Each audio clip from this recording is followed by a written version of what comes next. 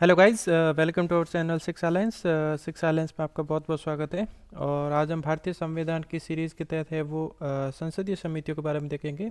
और इसके बाद में है वो एक और लेक्चर है वो संसद से संबंधित आएगा, जिसमें ये देखेंगे कि कुछ विशेष शब्दावलियाँ हैं जो प्रयोग की जाती है, जैसे शून्यकाल हो गया, प्रश्नकाल हो गया। उसका है मैं वो अगले लेक्चर में देखेंगे। और आज हम देखेंगे कि संसद समितियाँ जो प्रमुख समितियाँ वो कौन सी है।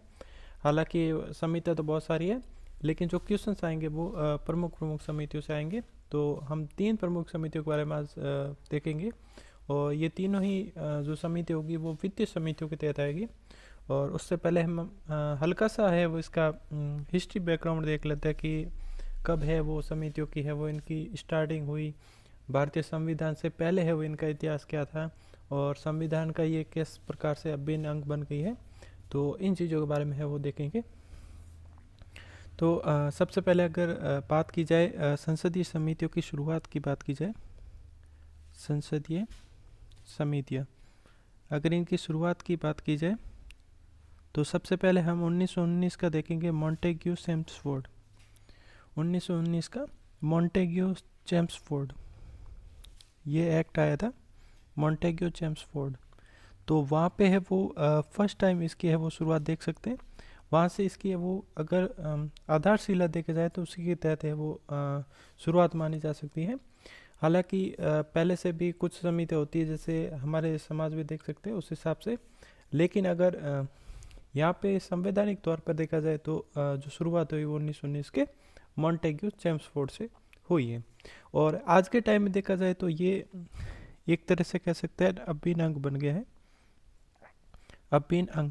हम हल्के में से ब्रीफ में देख सकते हैं, जैसे बजट पे या कोई सीएजी रिपोर्ट देता है उनसे संबंधित, या अन्य प्रकार की है वो कहाँ पे इसमें मितव्ययता हो सकती है, किस में कहाँ पे किस प्रकार का खर्च है।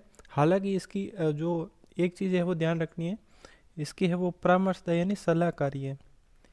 यानी कुछ इसमें है वो बाध्य नहीं कर सकते कि इसने समिति ने ये सिफारिश की है तो इसको है वो करना जरूरी है, ऐसा कोई ज़रूरी नहीं है। हाँ, सलाहकारी प्रवृत्ति की जरूरी है। तो ये चीज़ें हैं। और अगर बेसिकली इसको अगर एक लाइन में अगर इसको पूछा जाए तो ये होगा कि जैसे जो विधायी कार्य होते हैं संसद के, जैसे विधायी निर्माण के तहत अगर उस पर है वो जो विधायी कार्य, और एक तरह से ये मान सकते हैं कि जो नियंत्रण करने का काम है, तो जो नियंत्रण करने का ये मान सकते हैं इनका काम है संसदीय समितियों का। जैसे हम पढ़ेंगे कि इसमें कुछ विभागीय समिति होती है, कुछ वित्तीय समिति होती है, और कुछ जांच समिति होती है। तो ये चीज़ है, इसके तहत है वो संसद पे भी है वो कंट्रोल कर सकते। तो इसके बाद में है कि एक तरह से इसको है वो जैसे अपने एक अनुच्छेद के तहत 118 अनुच्छेद के तहत हम इसको देखेंगे, और इसका सेक्शन 1 है। तो इसमें ये कहा गया कि जो इनके कार्य किस प्रकार से होंगे और किन नियमों के तहत और प्रक्रिया का है, इसके बारे में है उल्लेख आर्टिकल 118 में किया गया। ये आर्टिकल्स भी ध्यान रखना है, संसदीय समितियों से संबंधित आर्टिकल एक ही है, 118(1), जिसमें इनकी कार्य प्रणाली वगैरह में विस्तृत रूप से बताया गया किसका क्या है। बेसिकली देखते हैं कि जो संसदीय समिति होती है वो दो प्रकार की होती है। जो संसदीय समितियाँ दो प्रकार की है, और दोनों प्रकार की देख लेते हैं। तो पहली है तदर्थ समितियाँ, ठीक है, और दूसरी है स्थायी। ये तो स्टेबल रहती है, ये कभी कभार बनाई जाती है जिस विशेष उद्देश्य के लिए बनाई जाती है। इसमें मान सकते हैं कि ये है वो विशेष उद्देश्य के लिए बनाई गई है, विशेष उद्देश्य के लिए। और ये है वो परमानेंट बनाते रहते हैं, हर एक साल के बाद में बनती रहती है। बट तदर्थ है ये वो कुछ विशेष कार्यों के लिए बनाई जाती है, और ये है वो स्थायी रहती है।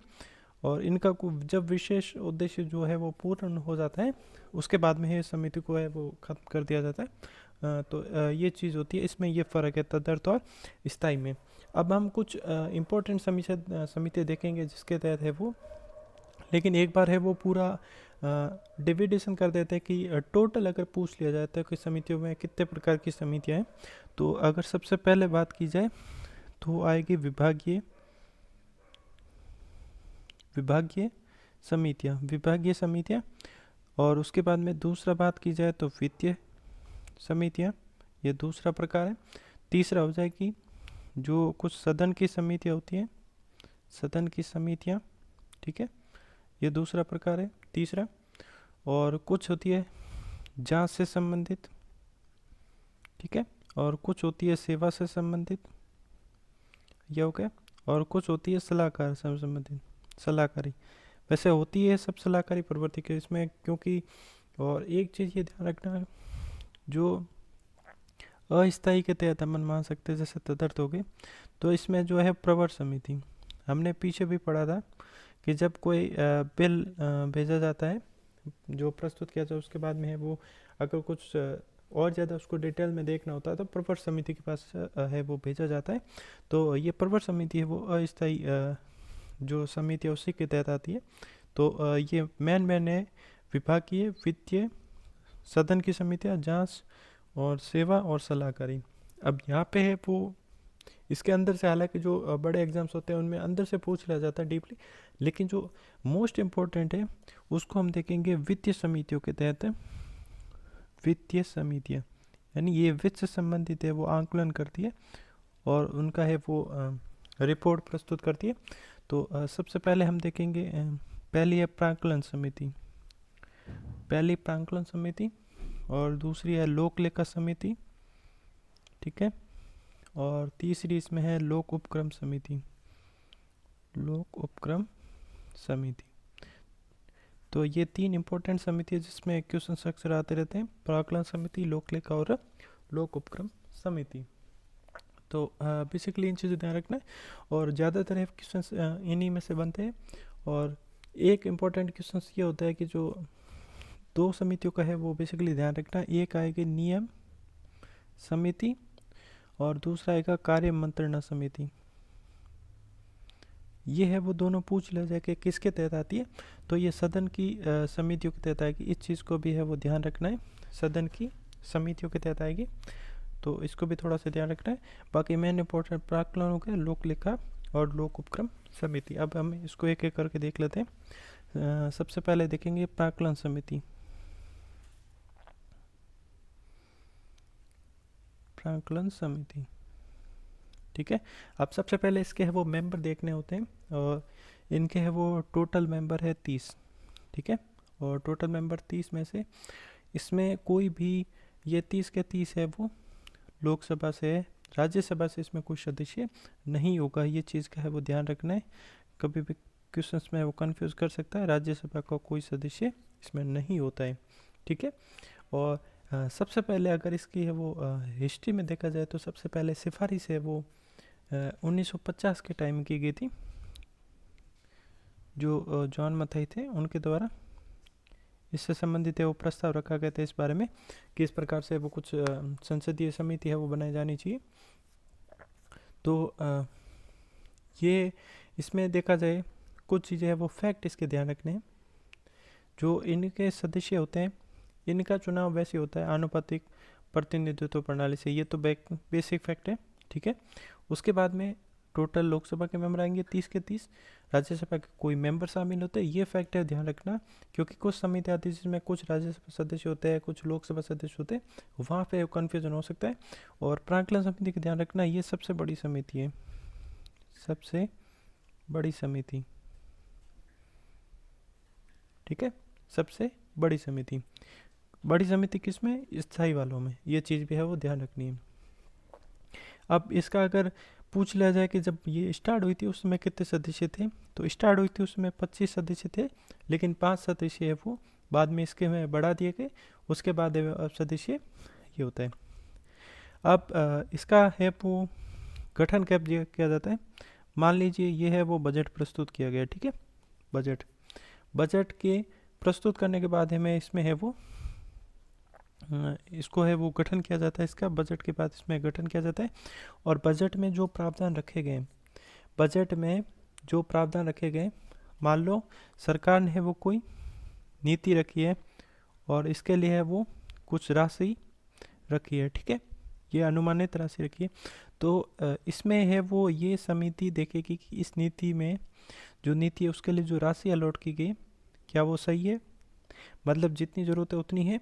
अगर हिसाब से ज़्यादा है तो वो उस पर है वो अपना मत दे सकती है। तो इसमें ये होता है कि अगर जितनी ज़रूरत हो उतनी, और मैन इसका अगर एक वर्ड में अगर देखा जाए तो मितव्ययता, तो ये एक तरह से मितव्ययता को है वो बढ़ावा देती है।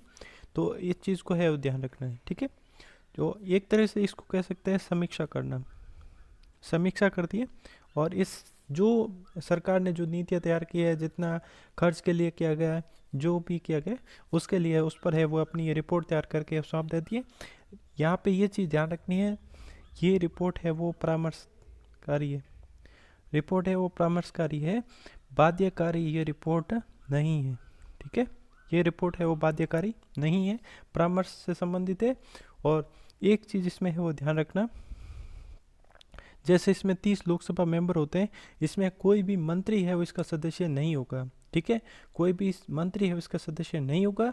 अगर कोई मंत्री इसका सदस्य बनता है समिति का तो फिर वो मंत्री नहीं रहेगा, ठीक है। लेकिन ऐसा होता नहीं जनरली, और जो सदस्य मंत्री नहीं होते वही सदस्य है वो इसके प्राक्कलन समिति के सदस्य बनते हैं, जो लोकसभा के सदस्य होते हैं। मंत्री इसमें से कोई नहीं बनता, ये चीज़ को है वो ध्यान रखना है।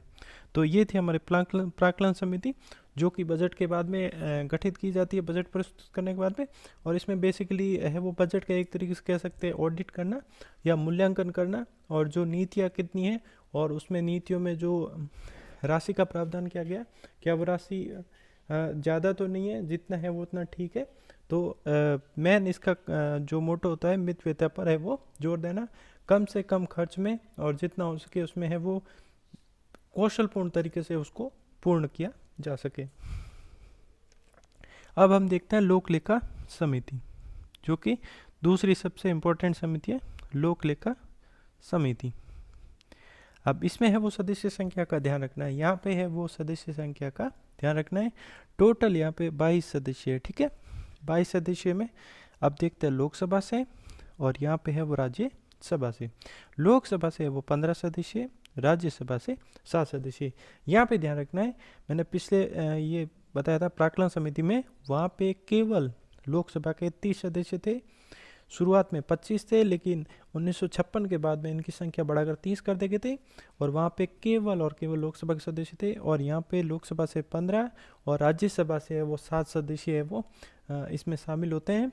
और इसको है वो कहा जाए तो ये है ना सबसे पुरानी समिति है, पहली बात तो ये ध्यान रखना है। सबसे पुरानी पूछा जाए तो लोक लेखा समिति है वो सबसे पुरानी समिति है। और इसकी हिस्ट्री की भी बात की जाए तो 1919 का एक्ट है इसमें भी, ठीक है। और इनमें जो इलेक्शंस होता है इनका, वो भी आनुपातिक प्रतिनिधित्व प्रणाली से होता है, वो भी इसमें सेम है, ठीक है। और ये जो समिति होती है इसमें एक चीज़ है वो ध्यान रखनी, सबसे इम्पोर्टेंट चीज़ है, जो 1967 में स्टार्ट की थी, कि इसका जो अध्यक्ष होता है वो विपक्ष से होगा, ठीक है। विपक्ष का कोई नेता होगा, ठीक है, या विपक्ष का कोई सदस्य है वो इसका अध्यक्ष बनेगा। ये चीज़ है वो स्टार लगा दीजिए, ये चीज़ है वो फैक्ट कभी कभार पूछा जाता है कि किस समिति में वो विपक्ष का कोई सदस्य है वो इसका अध्यक्ष बनता है, ठीक है। और यहाँ पे इसमें ये देखा जाता है कि जो सीएजी अगर मान लो कोई रिपोर्ट देता है, कोई सीएजी रिपोर्ट देता है या कोई सार्वजनिक व्यय है, उसका है ये लेखा जोखा कर दिया समिति की सार्वजनिक व्यय, और जो मान लो सीएजी रिपोर्ट देता है उसकी है वो जांच करना, पहली बात उसकी है वो जांच करना और देखना कि, और जितने भी है सरकार के लेखा संबंधित, जितने भी सरकार के लेखा संबंधित जो वित्त संबंधित जितने भी लेखे हैं, और जो धनराशि जहाँ पर व्यय की है, उन सब का है वो काम इसका है वो ऑडिट करना है, ठीक है। ये सब काम है इसको ऑडिट करके देखती है कि जो राशि लगी है वो क्या सही जगह राशि लगी है या नहीं लगी है, और राशि क्या कहीं जितना था उससे ज़्यादा है राशि गलत तरीके से वो खर्च तो नहीं हुई है। और यहाँ पे है वो मान लो किसी ने अगर सार्वजनिक व्यय किया हो और उसका दुरुपयोग किया हो, तो कार्यवाही के लिए है वो सिफारिश कर सकती है। कार्यवाही के लिए भी है वो सिफारिश ये समिति है वो कर सकती है। और इसमें ये चीज़ एक ध्यान रखना कि एक स्टेटमेंट कई बार आ जाता है कि जो और ये इसका है ना, एक बात ध्यान रखना कि जैसे वो भी है और ये भी अपना प्रतिवेदन सौंप देती है लोकसभा अध्यक्ष को, फिर वो संसद के सामने रखते हैं। और इसका एक वो स्टेटमेंट ध्यान रखना, इसको है वो प्राक्कलन समिति के है वो जुड़वा बहन कहा जाता है। जुड़वा बहन लोक लेखा समिति को है वो प्राक्कलन समिति के है वो जुड़वा बहन कहा जाता है। ये चीज़ भी है वो ध्यान रखनी है। तो ये थी लोक लेखा समिति, और इसमें भी सदस्य देख लिए। अभी सदस्य है वो, इसमें है वो 22 सदस्य है, 15 लोकसभा, 7 राज्यसभा। सबसे पुरानी है 1919 के एक्ट से वो इसको प्रस्तावित किया गया सबसे पहले हिस्ट्री के हिसाब से, अनुपातिक सिलेक्शन। और इसमें है वो विपक्ष का है वो सदस्य वो अध्यक्ष होता है। और ये प्रथा है वो 1967 से स्टार्ट की गई थी। और ये सार्वजनिक व्यय संबंधित और जितने भी लेखा संबंधित जो भी कार्य और सीएजी की रिपोर्ट सबकी है वो जांच करती है और ऑडिट करती है और देखती है कि कहाँ पे क्या खर्च हुआ है। अगर कहीं पे इसका दुरुपयोग हुआ है तो उसके कार्रवाई के लिए वो सिफारिश भी ये समिति कर सकती है। ठीक है, तो ये थी है वो लोक लेखा समिति। और अब हम देखेंगे लास्ट में लोक उपक्रम समिति। लोक उपक्रम समिति, अब इस चीज़ में इसमें भी है वो 22 सदस्य होते हैं, ये भी ध्यान रखना। लोक लेखा समिति और लोक उपक्रम दोनों के पीछे आगे लोक लगता है, तो इसको है वो ट्रिक मान लीजिए। दोनों की है वो 15+7 यानी लोकसभा के 15 और राज्यसभा के 7 सदस्य, और इनमें टोटल 22 जो लोक लेखा समिति में थे वही लोक उपक्रम समिति में उतने ही इसमें सदस्य होते हैं। और इसको अगर सबसे पहले सिफारिश तो है वो मावलंकर के टाइम है वो दी गई थी, इसको है वो गठन करने की। और इसकी गठन है वो 1964 के आसपास हुआ था, और मेनन समिति थी तब है इसको मूर्त रूप प्रदान किया गया था। मेनन समिति के टाइम में मूर्त रूप इसको प्रदान किया गया। अब इसके सदस्य फिर वही बात है आनुपातिक प्रतिनिधित्व प्रणाली से। अब इसमें जो पहले मैंने बताया था कि कोई भी मंत्री समिति का सदस्य नहीं बनेगा। अगर कोई सदस्य बन भी जाता है तो फिर वो समिति का है वो सदस्य नहीं रह पाएगा। मान लो यहाँ पहले कोई सदस्य था अब मंत्री बन गया तो फिर वो सीट खाली, और ये 1 साल के लिए वो इनका इलेक्टेड होते हैं। और मेन इसका काम ये है, जो सरकार इसका नाम ही लोक उपक्रम है जो पब्लिक है, तो जो सरकारी उपक्रम यानी लोक या सरकारी उपक्रम है उनसे संबंधित जो सीएजी रिपोर्ट देता है उनका है वो ये ऑडिट करती है। ये समिति उनका ऑडिट करती है और ये देखती है कि जो उपक्रम में वो काम चल रहा है वो समुचित है नहीं, और जो लेखा संबंधित दिया गया लेखा और प्रतिवेदन उनसे संबंधित है ये जांच करती है कि जो लेखा और प्रतिवेदन जो सीएजी ने सौंपा है क्या उसके हिसाब से ये सब काम सही चल रहा है या नहीं चल रहा है। तो ये चीज़ है, और ये अपना है वो प्रतिवेदन है वो लोकसभा स्पीकर को दे देते हैं और फिर लोकसभा स्पीकर है वो पटल पर रखते हैं। तो इस हिसाब से है वो हमने तीनों समितियाँ देख ली थी। तो ये लोक समिति 22 सदस्य, ठीक है। तो हमने वित्तीय समितियाँ देखी है पूरी की पूरी जो इम्पोर्टेंट थी वित्तीय समितियाँ, और जिसके तहत है हमने सबसे पहले देखी थी जो प्राक्कलन समिति, ठीक है। उसके बाद में है वो लोक लेखा और लोक उपक्रम, ये 3 समितियाँ हैं और इन पे भी है सबसे ज़्यादा ध्यान देना है। इसमें 30 सदस्य होते हैं जो पूरे के पूरे लोकसभा से होते हैं। इसमें भी फॉर्मूला 15+7 का, इसमें भी है 15+7 यानी दोनों में 22 सदस्य होते हैं। और एक है वो की फैक्ट ये ध्यान रखना है कि कोई भी मंत्री है वो मंत्री समितियों का सदस्य नहीं बन सकता, सदस्य नहीं बन सकता है। अगर कोई पहले का सदस्य बना और अब मंत्री बन गया तो वो अपने आप वो सदस्य नहीं रहेगा। तो ये चीज़ है वो हमने देख ली और होपफुली आपको सारी समितियाँ समझ में आ गई होगी।